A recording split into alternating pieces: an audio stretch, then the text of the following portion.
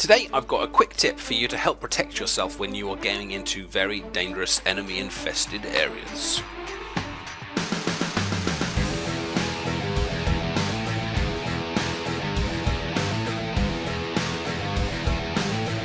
Now here is a common scenario. You're jumping up onto the next level of maybe canals or insane, and someone pops out just as you jump up onto the ledge, and there's nothing you can do. As you jump up, your gun spread goes really wide, your gun points at the ceiling, and as they come round they quite clearly have the jump on you. And even if you kind of know that there's someone up there and you suspect that there's someone there, you're going to be in real difficulty kind of moving between these kind of sections. But there's a little trick that can help you out here. If you look down scope before you jump up, you actually can keep looking down the scope while you jump, which will actually decrease your spread quite significantly. And it also works not just jumping up on a step, but when you jump over like smaller objects like walls or boxes and things like that. Like I know I'm on top of them here, but you can actually kind of vault over objects while looking down the scope.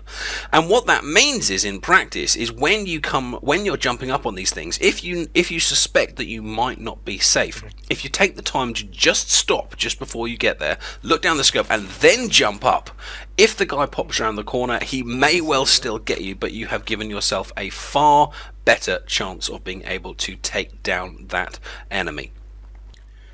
So all you need to do is stop just before you make that jump, look down the scope, and then make that jump. And the interesting thing is, if you look back from the other angle, as Van Squished here from Team Europe jumps up, the animation from my side looks completely normal. It just looks like he's jumping up, and I might even think that he is defenseless, like, you know, as you might do when someone's kind of reloading. So I might deliberately step out, knowing that he is about to jump up. And if he jumps up, I'm going to think I'm safe, but actually he is quite capable of taking me down, because he already is narrowing his spread by looking down the scope, and he's already looking at the places where he thinks I am. Now with this little trick, you need to make sure you're aiming at where their head is going to be when you jump up. That means looking straight ahead, not looking up into the sky, because if you look up into the sky and then jump up, you'll still be looking up into the sky. So you need to, just before you jump up, you need to look straight forward, almost at the same length, same height as your own head, and then as you come up,